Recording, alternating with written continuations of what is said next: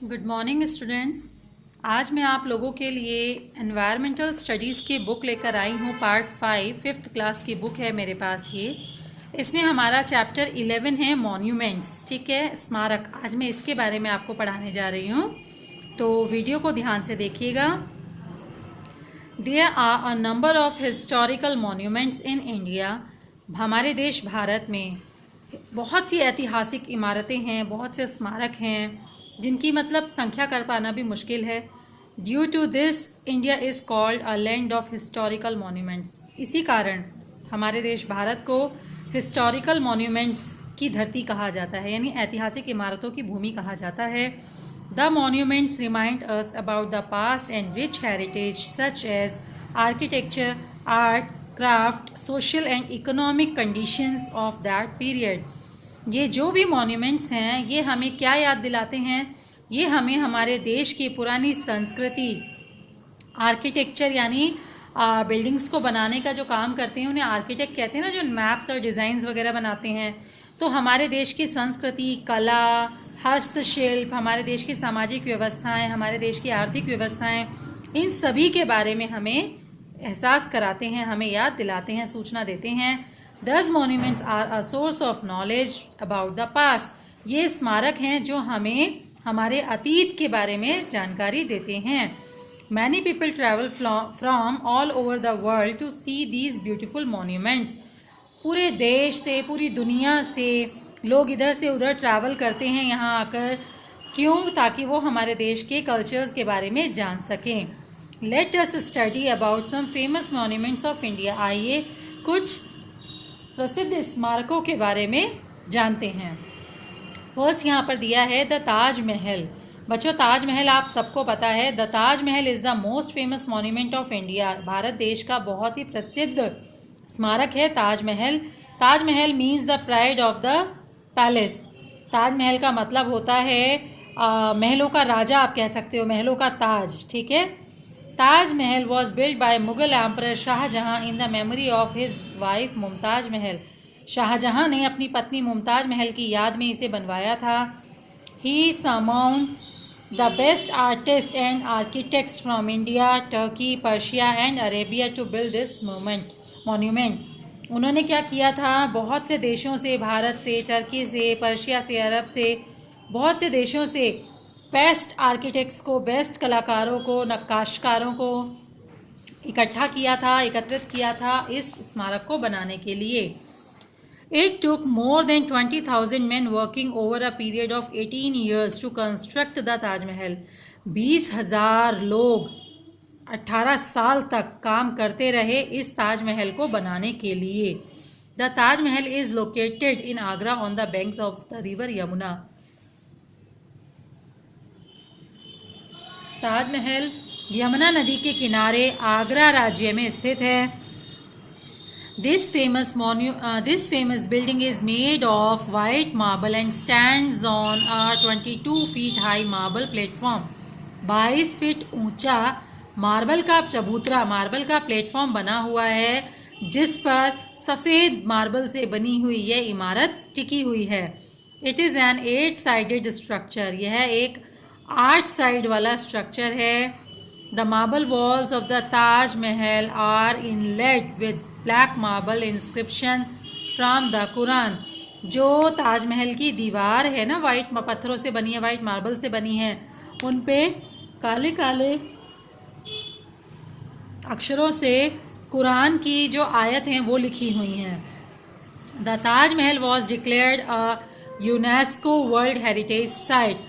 ताजमहल को यूनेस्को, बेटा सारे देशों की मिलकर एक ऑर्गेनाइजेशन है जो देश के स्मारक वगैरह आदि के बारे में मतलब देश की जो भी कल्चरल या आप कह सकते हो मतलब पास्ट रिलेटेड प्रॉपर्टी है ना, उनके संरक्षण का कार्य करती है।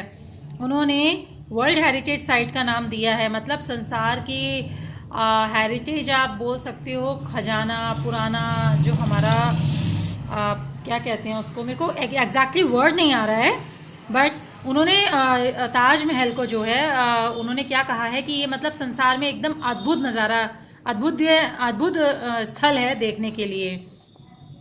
Thousands of Indian and foreign tourists visit Taj Mahal everyday. हज़ारों भारतीय और विदेशी टूरिस्ट यहाँ आते हैं रोजाना। Taj Mahal is one of the 7 wonders of the world. Taj Mahal विश्व के 7 आश्चर्यों में से एक आश्चर्य है। ठीक है। नेक्स्ट है कुतुब मीनार। कुतुब मीनार इज़ इन दिल्ली, यह दिल्ली में है। It is the highest stone tower of India. यह भारत में सबसे लंबा, सबसे ऊंचा स्टोन टावर, पत्थर का खंबा है। This monument is 72.5 metre high and has 379 steps from top to bottom. इसके अंदर जो सीढ़ियाँ बनी हुई हैं वो 379 सीढ़ियाँ हैं ऊपर से नीचे तक, और इसकी हाइट 72.5 मीटर्स है। Qutbuddin Aibak started the construction of Qutub Minar. Qutbuddin Aibak नाम के शासक ने इसका कंस्ट्रक्शन शुरू किया था 1193 में, and his successor Iltutmish completed it. और उसके बाद जो दूसरे शासक आए इल्तुतमिश, उन्होंने इसको कंप्लीट किया। Okay. It is made of red sandstone. यह लाल रेतीले पत्थरों से बना हुआ है। It is sad that the Qutub Minar originally have 7 stories but now only 5 remain. कहते हैं कि कुतुब मीनार की 7 मंजिलें थीं, लेकिन अब केवल 5 रह गई हैं। शायद इसका रीज़न ये है कि तब से अब तक में धरती का उत्थान काफ़ी ज़्यादा हो गया है। जैसे आप देखते हो लोग बाग घर बनाते हैं, उसके बाद वहाँ की गलियाँ, सड़कें बन जाती हैं, तो सड़कें ऊंची हो जाती हैं, घर नीचे हो जाते हैं। इसी तरीके से कुतुब मीनार की भी 2 मीनारें जो हैं, 2 फ्लोर जो हैं, वो शायद मिट्टी के नीचे दब चुके हैं। Each story has a balcony. Her story पे, मतलब हर मंजिल पे एक बालकनी है। नेक्स्ट आपको बता रहे हैं इंडिया गेट। क्योंकि बेटा वीडियो आपकी बहुत लंबी बन रही है, ये है ना, तो मैं इसको 2 पार्ट्स में आपको बताऊंगी। ठीक है। थोड़ा सा मैं और पढ़ा देती हूँ इस चैप्टर का, क्योंकि आगे भी काफ़ी ज़्यादा रहता है पोर्शन इसका। नेक्स्ट है इंडिया गेट। इंडिया गेट आप सभी ने देखा होगा, मैं उम्मीद करती हूँ। इंडिया गेट भी दिल्ली में स्थित है, जो कि 1931 को बनाया गया था to pay homage to the soldiers of the Indian arm force who lost their lives during the world war. उन शहीदों को समर्पित यह इमारत है जो वर्ल्ड वॉर के दौरान शहीद हो गए थे, एक्सपायर हो गए थे। ओके। वर्ल्ड वॉर 1 में। Okay. It was designed by sir Edwin Lutyens. The name of the soldier are inscribed on the walls of the gate. India gate का जो ये पूरा पोर्शन है ना, पूरा पिलर ये जो बना हुआ है पूरा इंडिया गेट, इसमें क्या है, जो टाइल्स लगी हुई हैं उन पे वर्ल्ड वॉर 1 में शहीद होने वाले सभी सिपाहियों के नाम गुदे हुए हैं, लिखे हुए हैं। ओके।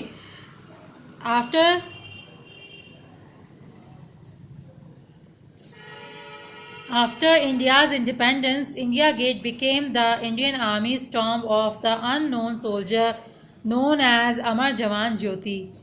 इंडिया गेट में आप देख सकते हो कि इमारत पे तो पूरे पे नाम लिखे हुए हैं, लेकिन बहुत से ऐसे सिपाही हैं जिन बेचारों का नाम अता पता तक ही नहीं, कोई नामो निशान ही नहीं मिला, या दुनिया नहीं जानती उनके बारे में। तो इतने ज़्यादा लोग शहीद हुए थे कि सबके नाम लिखवाना भी पॉसिबल नहीं था। तो क्या है, बहुत से ऐसे सिपाही हैं जिनका कोई पहचान नहीं है लोगों को, तो उनकी याद में आप देखोगे कि हमेशा यहाँ इंडिया गेट के सेंटर में यहाँ अमर जवान ज्योत जलती रहती है ना।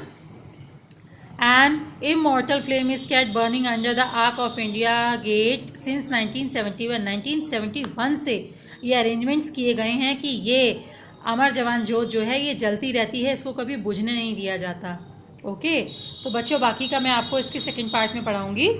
तब तक के लिए इतना ही। Thank you.